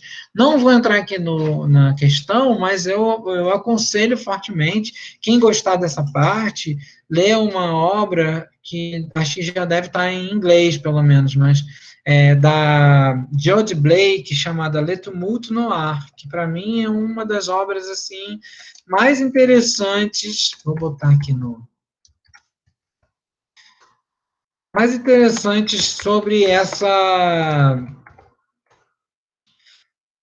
conquista de um protagonismo nas letras, nas artes, na música, né? E por ela fazer uma história da arte, ela pontua que é com o jazz, o blues, que o negro afro-americano, principalmente, se projeta no mundo, né? Então, tem uma força simbólica muito maior do que a gente possa imaginar.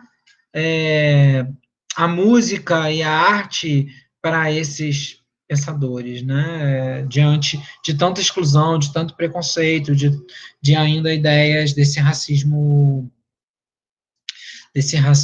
científico, tá? Aí eu volto a dizer, a gente cai de novo, né, nos essencialismos, mas é só para mostrar que é um estopim, não é isso para sempre, não é isso como, né, não é isso que vai perdurar, né?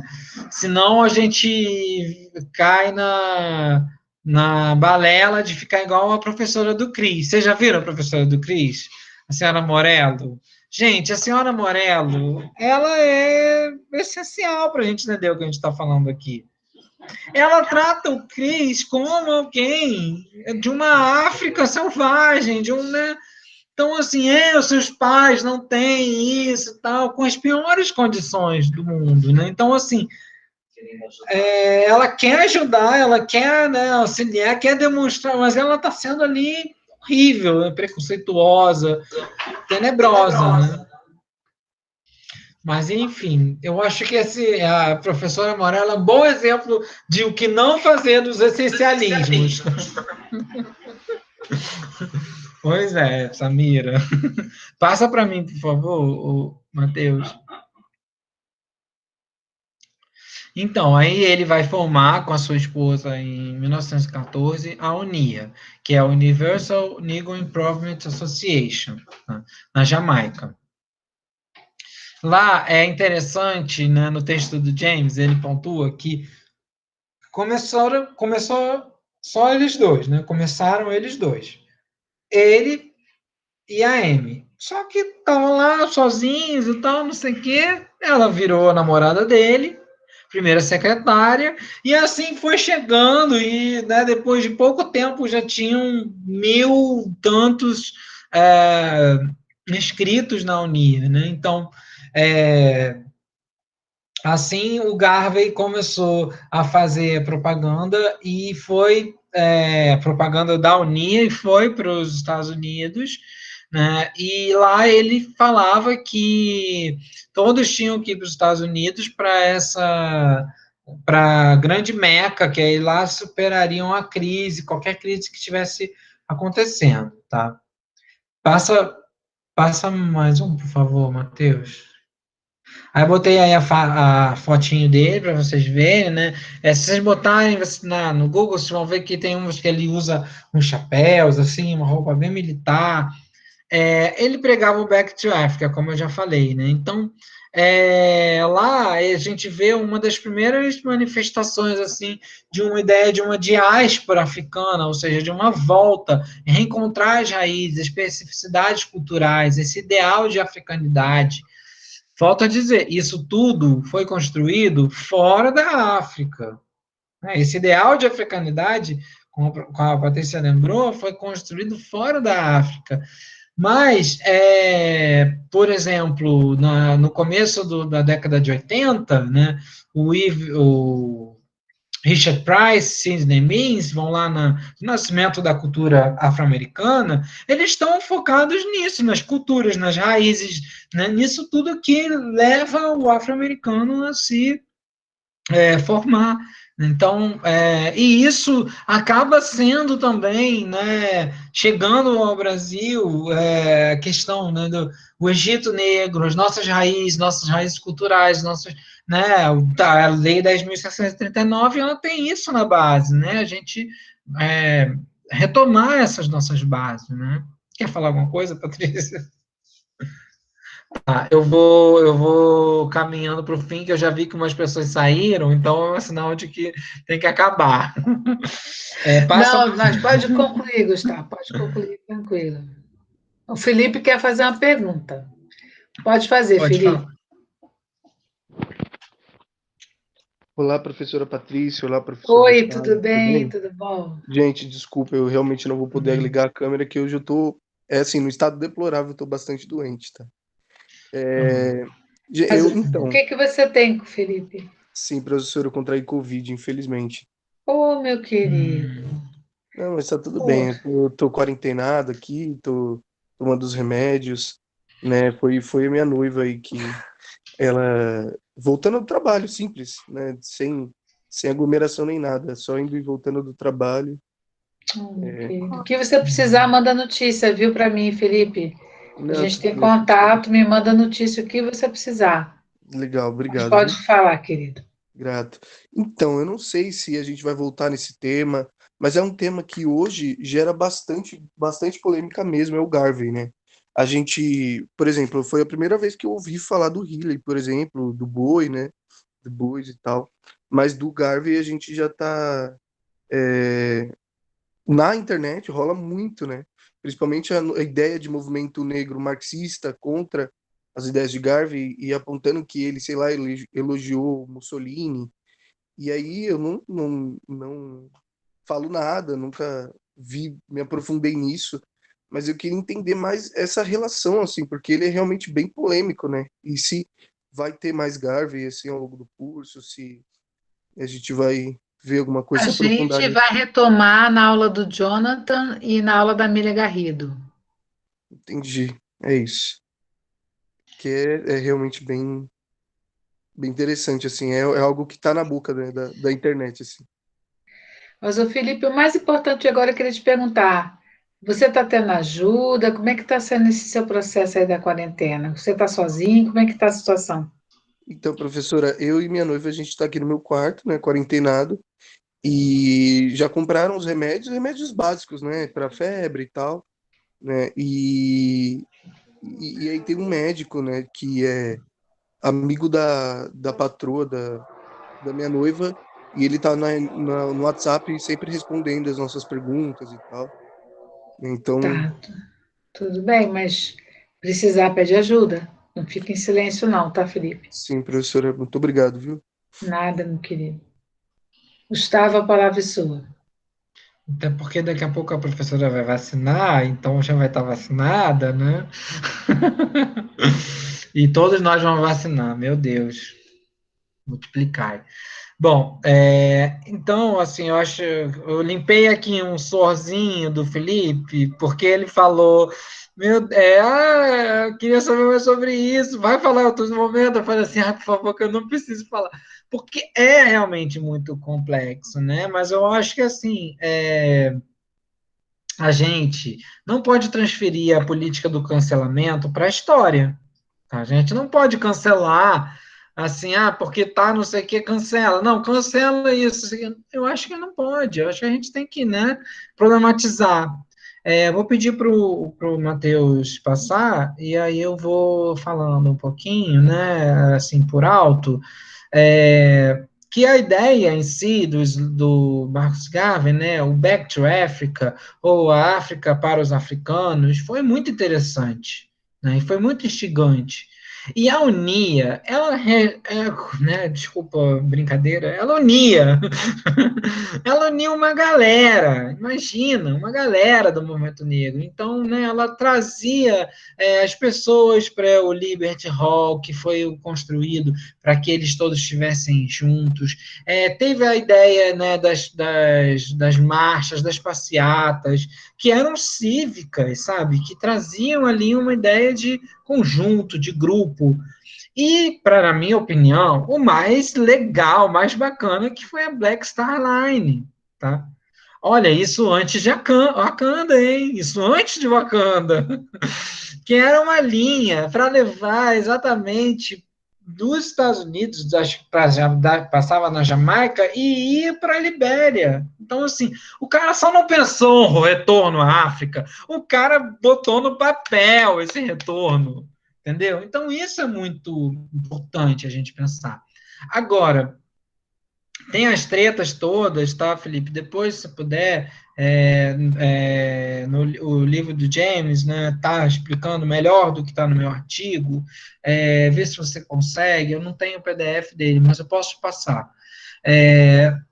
Ele vai colocando, por exemplo, umas cartas do Garvey foram interditadas, foram colocadas ali como se eu estivesse fazendo uma espécie de, né, ultradireita, enfim. Mas a ideia em si, eu volto a dizer, né, eu sou muito otimista, sou muito levo sempre a ideia das pessoas e o movimento que as pessoas levam uma maneira positiva. Quer queira, quer não queira, o Garvey está nesse rol dos autores que são trabalhados nessa perspectiva do panafricanismo. Eu não sei se eu falei com vocês, mas acho que eu já falei na turma de manhã. Eu não criei nada novo no artigo. Eu só repliquei, né? Ou melhor, não é repliquei, mas eu construí nos nossos moldes acadêmicos uma coisa que está nos livros, como o da Carrilho, como do Papanjai, como, enfim, N outros, né, sobre o pensamento afro-americano, esse movimento africano internacional, enfim, desculpa, o movimento negro internacional, enfim, ele está nesse rol, então a gente não vai tirá-lo por uma percepção política ou por um erro, e o fim dele foi triste, né? Parece que ele foi deportado, né? E não pôde mais voltar aos Estados Unidos. Então, né, não acho que foi morto, uma coisa assim. Bom, passa para mim, por favor, Matheus. Eu já vou encerrando, que agora já são 9h30, né? Pode passar essa parte também, que eu já falei assim um pouco por alto, né? Que ele defende um pouco uma ideia de panafricanismo. Aí, nesse livro, né, do Dicionário da Negritude, os autores falam, né, que o Marcus Garvey será visto na história como um herói, cuja ação pela primeira vez quis traduzir em realidade um mito fascinante e inelutável, reunindo as fracções do povo negro disperso pelo tráfico e pela escravidão. Sabe, o que veio depois, o que foi, tal, não sei o quê, é uma outra história, uma outra análise, né? E o peso das coisas que ele fez, né, tem muito a ver também com a questão que a gente vê de um ideal norte-americano, né, pela conquista, pelo capitalismo, mas não vamos entrar nisso, e até quero depois que vocês me contem como é que foi que a professora Miriam trabalhou e como o professor Jonathan trabalhou, porque eu acho que com certeza eles vão fazer boas análises aí. Pode passar, por favor. Para a gente. Eu vou pular essa parte, tá? Que eu acho que a gente já falou um pouco, e vocês podem ver o videozinho que eu mandei, tá? Que aí eu volto a falar aqui, né, da essencialização. Mas o que era a experiência de pertencer a essa raça, né? O que é a experiência de ser negro? Por que a experiência de ser negro está ligada ao panafricanismo? Tá? Então, apesar de uma essencialização de ser negro, era necessário, era importante naquele momento exaltar especificidades que foram construídas. O papel dos afro-americanos na Primeira Guerra Mundial trouxeram um impacto no retorno aos Estados Unidos. O papel eu trabalho um pouco isso na minha dissertação, o papel do governo Vichy, que foi quando, né, a Alemanha domina através do colaboracionismo, domina a França, só então que as políticas coloniais nas colônias da África Ocidental Francesa começam a ser questionadas. Fala, peraí, a gente não faz parte, a gente não está dialogando, a gente está cerceado, né? Acho que é o Eliquiano Bocolo que pontua que o Félix, não é o Félix, o Bobin, como é que é o nome do outro, Patrícia? O Eboé? Félix Eboé, pode ser? Félix Eboé é o presidente da França na África. Pensem, que louco. Porque a França está dominada, então quem é que vai comandar as coisas?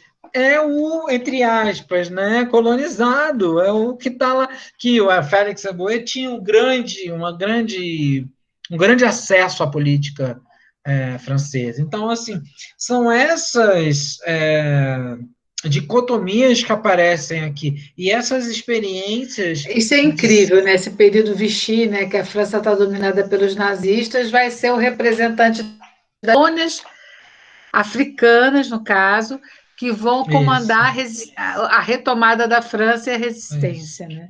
Muitíssimo interessante, gente. Como é que a história ela é cheia de conflitos, transformações, acomodações que não dá para a gente pensar que é necessariamente tudo numa linha reta, né? Muito interessante. E isso dá, né, uma perspectiva também de que talvez ali naquele momento tinha uma maior necessidade deles se unirem, deles estarem juntos como, né, várias nações em torno de um ideal ali, que aí eu volto a dizer, não vai dar para falar aqui, mas a ideia é muito mais parecida com um federalismo, tá? Passa para mim, por favor, Matheus, faltam alguns. Pode passar esse, eu acho que eu já falei um pouco do momento da negritude, do panafricanismo, né? Então, para a gente terminando, né? O neocolonialismo foi algo muito presente nas relações políticas, as perspectivas culturais foram também influenciadas, abrindo espaço para uma nova empreitada nas relações entre a Europa e a África, levando em conta as produções literárias de pensadores africanos. Por isso, optou-se pela análise mais cultural do conceito, para compreender que ele foi idealizado e em que contexto intelectual foi concebido. Né? O que a gente quer dizer aqui? Que essas relações, se a gente for ver o panafricanismo no seu sentido político, quem vai falar é o professor Jonathan Portela. Tá? Hoje eu fiz aqui bagunçar mesmo a cabeça de vocês, nesse sentido do panafricanismo cultural, feito fora da África, mas por uma elite intelectual, mas com certeza representando muito dessa experiência do ser negro, né, do ser estar do negro naquele momento. Passa mais um pouquinho, Deus, por favor. Bom, aí a gente tentou falar, então, que não há uma única narrativa dessa trajetória panafricanista, ela pode levar a outras narrativas. Uma das críticas que eu me faço, que eu acho que a gente poderia também pensar, é por que o Paul Gilroy não está aqui, né? Por que os estudos do Paul Gilroy não estão aqui representados? Porque ali o Paul Gilroy faz análise do Du Bois, faz análise do Senghor, faz análise do Fanon, ele faz as análises ali desse pensamento afrodiaspórico, tá? Mas por que ele não está aqui? É porque ele não está nessa métrica, né, de um pós-colonialismo ou do panafricanismo nos moldes das minhas fontes, né? Ele está numa outra vertente que eu acho que também seria interessante a gente colocar. Passa mais um.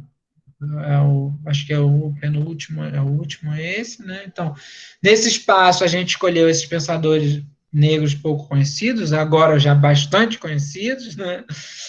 Contribuíram para as reflexões dessa história recente, e essas experiências demonstram que existem panafricanismos, não é um panafricanismo, são vários panafricanismos, e várias abordagens para a gente trabalhar essa essencialização do mundo negro, que eu botei essencialização entre aspas, justamente porque o panafricanismo como um todo é um ideal, é algo imaginado. Se a gente for parar para pensar, gente, o que é o socialismo e o capitalismo? Né? São coisas imaginadas. A gente pode colocar, não, o socialismo é o fim, precisa acabar para o capitalismo crescer, e aí o mundo ser homogêneo, ser maravilhoso. Depois da Guerra Fria, virou esse mundo homogêneo, maravilhoso? Não. porque existe uma nova maneira de se tornar, né, de se pensar o que era esse mundo capitalista, neoliberal, enfim, né? E aí, a falta de um pensamento crítico, na minha concepção, a falta de um pensamento crítico sobre essa essencialização que faz a gente jogar o bebê, a bacia, a água e tudo fora. Eu acho que é isso que a gente precisa retomar um pouco nesse pensamento. Sei que já está bem avançado, mas alguém quer fazer alguma pergunta, falar alguma coisa? Porque, gente, eu sei que é uma aula mais puxada, mas eu gostaria de saber se alguém gostaria de fazer algum comentário. Marcos, que está aqui de Manaus, se gostaria de fazer um comentário. Senão, eu vou indicar alguém para a gente conversar aqui. Eu vou indicar o Lucas de Oliveira, que está aqui assistindo a gente. O que você gostaria de comentar em relação a essa parte que a gente está falando aqui? Pode abrir o microfone. Pô, professor, não ficou muita dúvida, não. Assim, ficou bem claro, assim, do que o Gustavo falou. E eu só queria agradecer, assim, mesmo o que ele fez, assim, não tem muito o que acrescentar, assim, não. Eu só queria agradecer, pedir só para o pessoal esperar um pouquinho, não sai agora não, o pessoal que já saiu, saiu, mas só ficar mais um pouquinho aqui, dizendo a importância dessa aula. É uma aula teórica importantíssima de levantamento desses diferentes momentos de compreensão do panafricanismo e negritude. Ele merecia ser mais vastamente e profundamente pesquisado, trabalhado. Eu recomendo que, após essa aula de hoje, vocês refaçam a leitura do texto, para que realmente possam construir essa compreensão. Eu quero, desde já, agradecer imensamente ao Gustavo pela aula incrível, uma aula difícil. Lembrar que a época que ele fez essas sínteses, essas discussões, foi um momento assim que não tinha quase nada sobre isso, e o Gustavo vai fazer isso em português, e vai trazer um texto que ainda é muito utilizado, que é uma referência, né? E vou passar agora a palavra para o Gustavo fazer as suas considerações finais. Gustavo?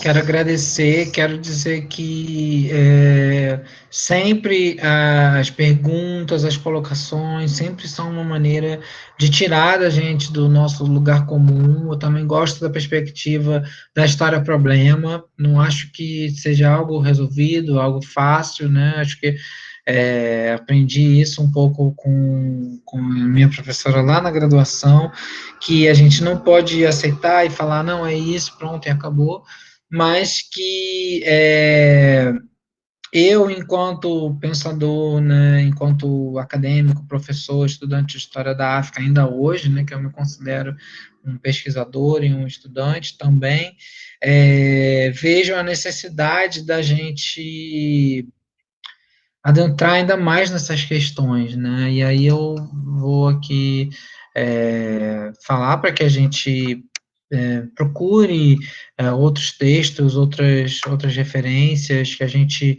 dialogue, né, com os professores. Vocês vão ter aí aulas muito bacanas pela frente, e penso que o panafricanismo, ele, na verdade, é só uma maneira para a gente poder inserir as personalidades que foram importantes, tá? Afro-americanos, africanos, haitianos, né?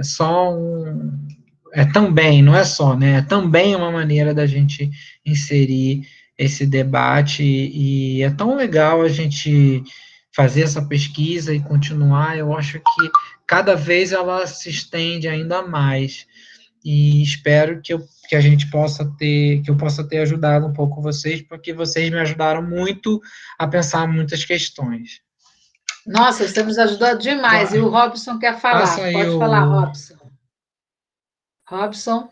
Era mais para relembrar, professora, você tinha feito uma pergunta do George Floyd, né? Também fiquei curiosa para saber um pouco dela. Não sei se o Gustavo ainda pensa em falar sobre ela, mas se rolar um resuminho.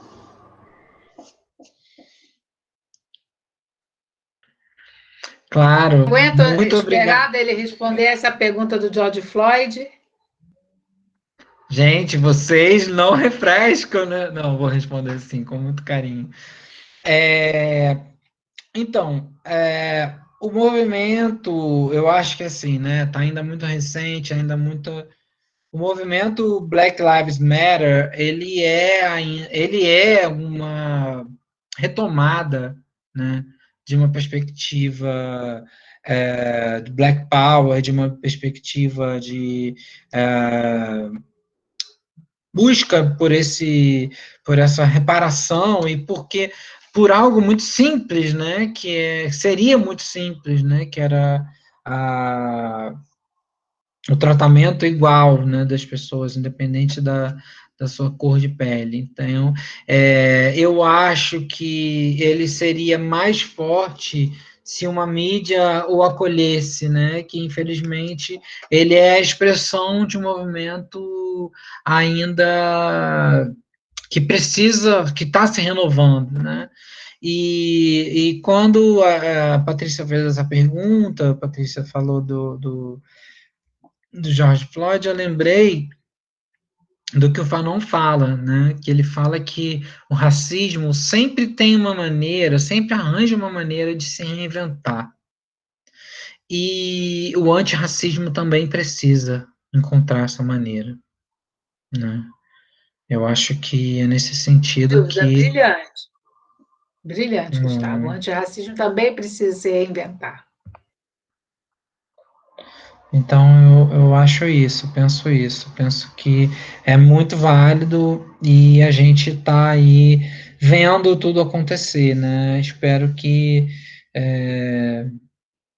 ele continue, perdure, mas que, enfim, a gente consiga, acho que muito em função, né, a gente falar da negritude, do panafricanismo, do panarabismo, a gente está buscando uma história que represente o diverso, né, porque a história é o diverso, e a gente vive, desculpa aqui o desabafo, a gente vive num período que tem que ser todo mundo igual, tem que todo mundo fazer a mesma coisa, tem que ser todo mundo da mesma orientação política, tem que ser todo, né, como o caso do meu aluno aqui que eu falei. Então, assim, né, a pessoa faz todo mundo tem que estar com o mesmo corpo, todo mundo tem que estar com a mesma cara, todo mundo tem que ter o mesmo tom da pele. Então, assim, tá muito chato isso, e isso tá legitimado por o governo atual, entendeu? Então, quando isso é legitimado por uma atitude política, realmente fica muito difícil. Então, eu falei na aula mais cedo, vou repetir. Hoje, estar aqui, e aí eu vou até. Posso fazer uma. Eu queria pedir, gente, uma salva de palmas para o Felipe. Pode ser? A gente pode dar uma salva de palmas para Sim. ele? Pá, com Então, quem puder certeza, ligar a hein? câmera, vamos bater palma para o Felipe. Vamos lá. Força, Felipe, estamos com você. Força. Muita força. Porque isso é Muito resistência, obrigado, tá? pessoal. Gratidão mesmo, viu? Isso é Vai ficar tudo resistência, bem. isso é resistência. Estamos Vai com sim, com você. certeza. Com certeza. Mas isso é resistência, tá, Felipe? É estar aqui na aula mesmo doente, tá? É estar aqui ouvindo. Isso é resistência. E a gente precisa resistir, tá? Então, obrigado. Estou até um pouco emocionado, mas assim, obrigado pela experiência, O tá? Pela Felipe, experiência. aqui tem alunos novos que são muito queridos e muito bem recebidos. E o Felipe, a gente tem uma longa estrada juntos, né, Filipão? E o Felipe sempre Sim, nessa de professora. acreditar na disciplina, de acreditar na área e de ver você aqui assim, enfrentando o Covid para estar com a gente aqui, isso me tocou profundamente. Então, que a gente agora possa emanar para o Felipe assim toda a nossa positividade, toda a nossa força, para o nosso querido Felipe, a sua noiva também. Qual é o nome dela, Felipe, da noiva? É Isabela. Felipe, você e a Isabela possam se recuperar, que vocês possam ficar bem. Me dá notícia, tá, Felipe? Você tem meu WhatsApp. E, gente, é isso, né? Vida é isso, né? A vida, o que a gente consegue fazer de presença, né, a cada dia. E essa aula do Gustavo me emocionou muito, porque sempre foi muito necessário trabalhar esse tema, e há pouco tempo que a história está fazendo isso, e o Gustavo, que foi meu aluno lá, alguns anos atrás, lá no início do século XXI, está aí como um docente na Universidade Estadual do Piauí, formando gente, fazendo um trabalho lindíssimo. Então, Gustavo, meus parabéns, muito obrigada por toda a sua dedicação a gente. Seja muito feliz e próspero aí nos seus caminhos, viu? E, Obrigado, pessoal, vocês também. Obrigado, Patrícia.